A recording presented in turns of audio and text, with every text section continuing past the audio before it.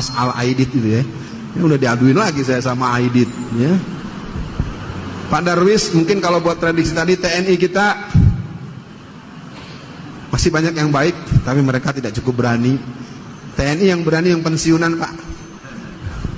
Saya enggak. Kalau kelompok Islam, saya sebenarnya udah cukup mencoba membangun seperti dengan Gus Solah almarhum, Kiai Haji Yusuf Hasim, Fakih Langitan. Jadi saya sebagai angkatan muda Islam yang dibesarkan sebagai angkatan muda Muhammadiyah, saya mencoba untuk terus membangun kekuatan dengan, tetapi ternyata tidak bisa karena susupan dari kelompok PKI itu cukup serius. Karena dulu yang membunuh para ulama itu adalah pemuda rakyat PKI. Ketika terjadi serangan balik oleh Banser membunuh orang-orang PKI, maka orang-orang PKI itu tidak semuanya diselesaikan, terutama yang tokoh-tokohnya. Akibatnya tokoh-tokoh PKI masa lalu punya anak, punya cucu, jadi pengurus Banser sekarang. Maka orang-orang PKI itu tidak semuanya diselesaikan, terutama yang tokoh-tokohnya. Akibatnya tokoh-tokoh PKI masa lalu punya anak, punya cucu, jadi pengurus Banser sekarang. Maka orang-orang PKI itu tidak semuanya diselesaikan, terutama yang tokoh-tokohnya. Akibatnya tokoh-tokoh PKI masa lalu punya anak, punya cucu, jadi pengurus Banser sekarang.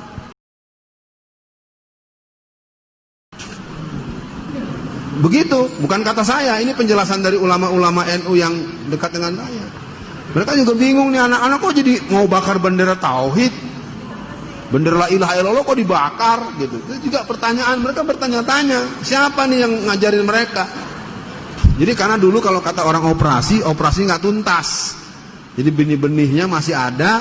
Jadi muncullah orang model Nuril, ya, model Sakup, segala macam. Itu manusia-manusia yang memang kalau dilacak-lacak bapaknya kalau nggak Palu Arifis, ya mungkin orang-orang dukun-dukun yang punya nilai-nilai itu dulu-dulunya. Pak Darwis, melanggar undang-undang menjadi hal yang dilakukan terus-menerus. Memang nggak perlu undang-undang kok. Kayak apa ngomongnya si Ade Armando. Ade Armando kalau kita rinci lebih dari 7-9 omongan dia yang sangat membahayakan dan harus ditangkap. Kayak apa omongan si Abu Janda, ya. Dan kita tekan terus semua, apalagi ada yang namanya sama saya lagi Dewi Tanjung. Aduh, pakai Tanjung lagi tuh. Ya.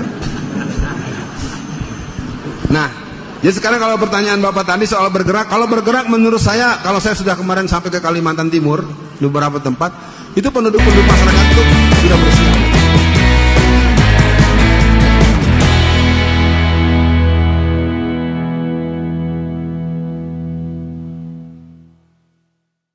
Tentu bahasa yang paling fair, yang paling sportif, ya saya tidak akan melakukan pernyataan yang bisa menjadi multitafsir ya, atau disalahpahami, atau mungkin saya salah menyatakan sesuatu. Jadi sudah saya nyatakan permohonan maaf itu. Jadi ke depan tentu akan diekspresikan atau dilisankan bahwa apakah NU, Banser ataupun organisasi-organisasi underbow-nya merupakan bagian daripada benteng umat Islam. Saya pikir bentuknya adalah hal yang telah dialamatkan sebagai bentuk kekeliruan yang dipersoalkan secara hukum ini, tidak boleh lagi terulang baik oleh saya sendiri maupun orang lain. Karena pemuda NU, angkatan muda NU adalah orang yang paling berani dan militan dalam menghadapi gerakan PKI. Jadi dari saya mungkin ke depan akan bisa lebih semangat, karena nanti kalau saya ada yang ganggu, saya akan lapor ke sini nih, ini saya diganggu nih sama pemuda PKI ini.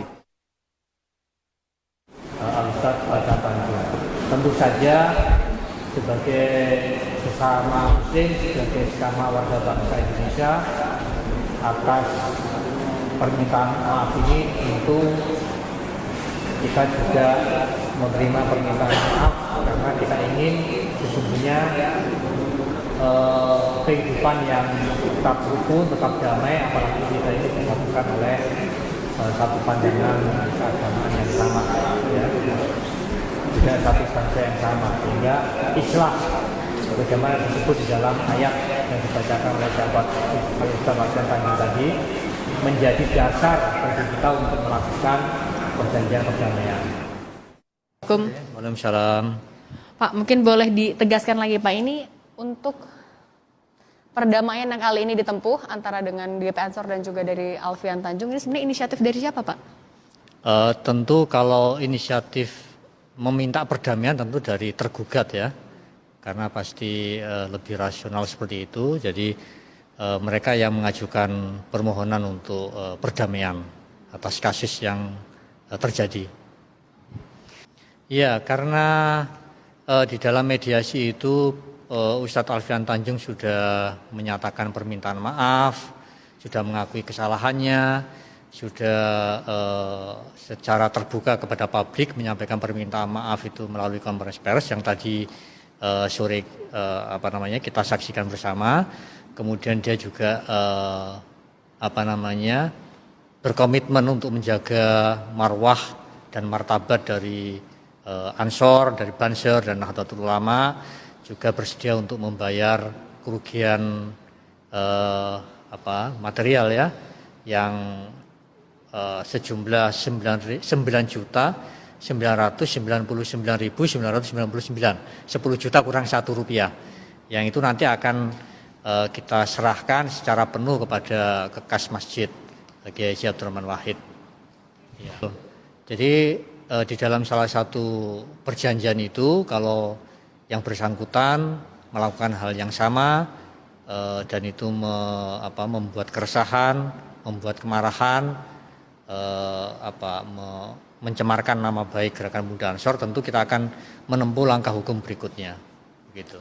Yang berikutnya adalah menyampaikan hasil dari mediasi dan perjanjian antara kedua belah pihak, dan kemudian nanti hakim akan memutuskan bahwa telah terjadi perjanjian atau kesepakatan perdamaian di antara penggugat dan tergugat, dan kasus ini akan diputuskan untuk ditutup begitu ya, karena sudah ada perjanjian di antara kedua belah pihak.